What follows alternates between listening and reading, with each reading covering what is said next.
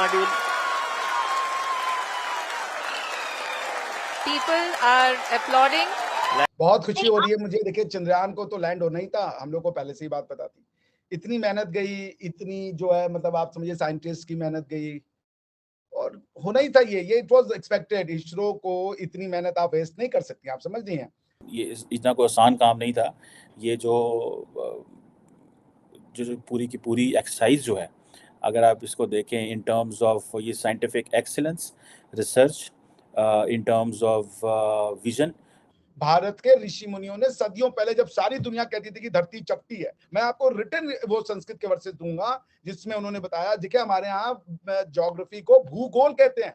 ये एक बड़ी हिस्टोरिक सक्सेस है और इंडिया के हवाले से आप इमेजिन करें कि जिस मुल्क ने एक, जिसे कहते हैं ना, एक बड़े लो बजट में ये सारी डेवलपमेंट की है और कहा एकमात्र देश है पूरी दुनिया में या एक सभ्यता है पूरी दुनिया में जो कि मानवता की बात करता रहा।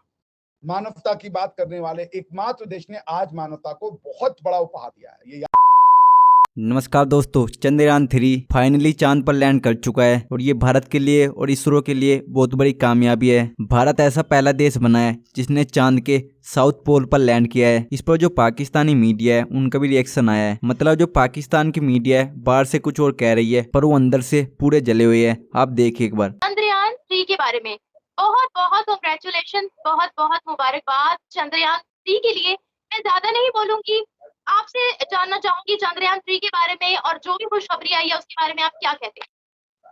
बहुत खुशी हो रही है मुझे। देखिए, चंद्रयान को तो लैंड होना ही था, हम लोग को पहले से ही बात पता थी। इतनी मेहनत गई, इतनी जो है मतलब आप समझिए साइंटिस्ट की मेहनत गई और होना ही था ये इट वाज एक्सपेक्टेड। इसरो को इतनी मेहनत आप वेस्ट नहीं कर सकती, आप समझ रही हैं। और देखिए, इसमें कोई कंपैरिजन नहीं है कि हम जीत गए, रशिया हार गया। ये मानवता की जीत है, मानवता का एफर्ट है। रशिया भी जीता, हम भी जीते, आप भी जीती, सब जीते। जो इंसानियत में मानवतावादी हैं, जिनका ये विश्वास है कि हम सब मानव हैं और मानवता से ऊपर कुछ नहीं है, वो सब जीते। क्योंकि ये हमने, इंडिया ने अपने लिए नहीं किया सिर्फ।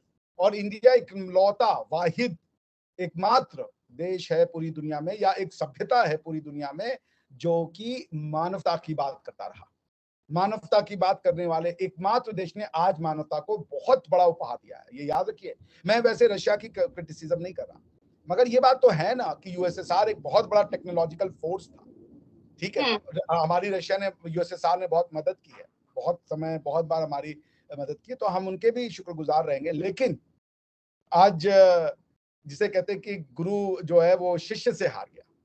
हालांकि इसरो से जो लोग ये समझते हैं कि इसरो से हमारी एस्ट्रोनॉमिकल जर्नी की शुरुआत हुई है, स्पेस के बारे में जानने की शुरुआत हुई है, ये मैं उससे सहमत नहीं हूँ।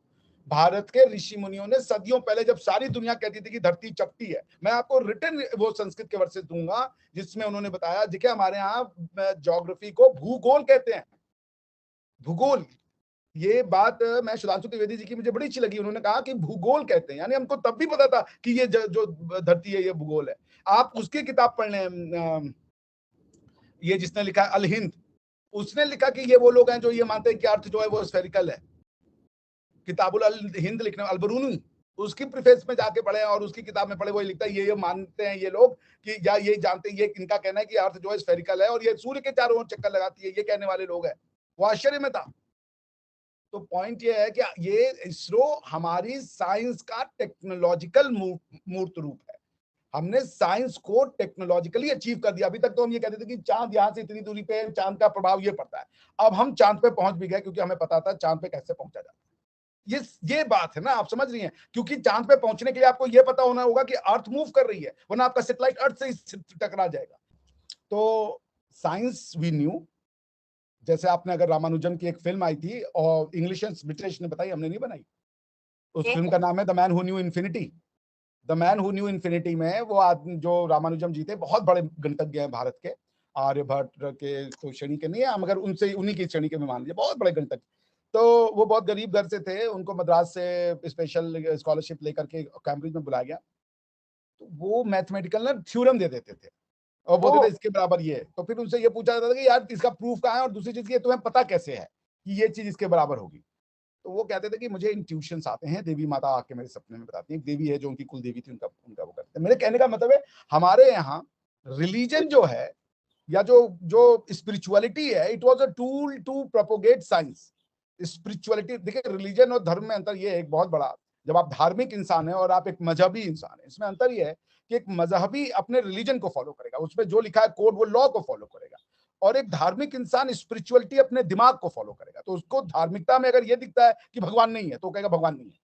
ये एक बड़ी हिस्टोरिक सक्सेस है और इंडिया के हवाले से आप इमेजिन करें कि जिस मुल्क ने एक जिसे कहते हैं ना एक बड़े बड़े लो बजट में ये सारी डेवलपमेंट की है, और कहा जा रहा है कि जो स्मूथ सेलिंग है वो होने जा रही है, और जिसे वो कहते हैं कि ये इंडियन स्पेस प्रोग्राम जो है उसकी वो उसकी कामयाबी है और बड़ी एक महारत है।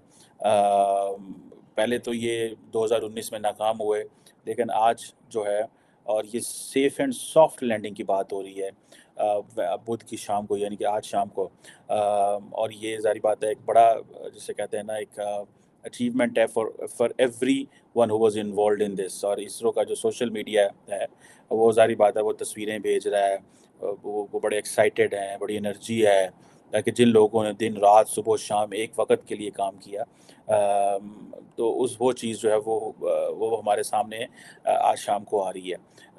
अभी जिसे वो कहते हैं लेकिन ये है कि ये आप इसको देखें, ये बहुत इतना कोई आसान काम नहीं था। ये जो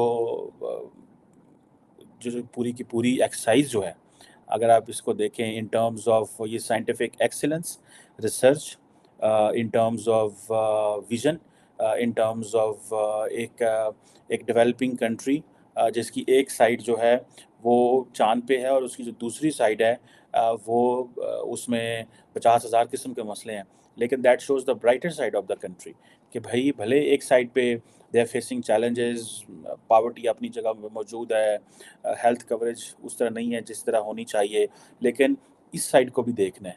सो कई लोग होते हैं वो कहते हैं नहीं हमें ऐसे करना है, पहले अपने अवाम को तरक्की दे लें फिर हम चाँद पे जाएँगे। सो मेरा ख्याल है ज़माना थोड़ा बदल गया है, अब दुनिया जो है वो और पैमाने पे सोचती है।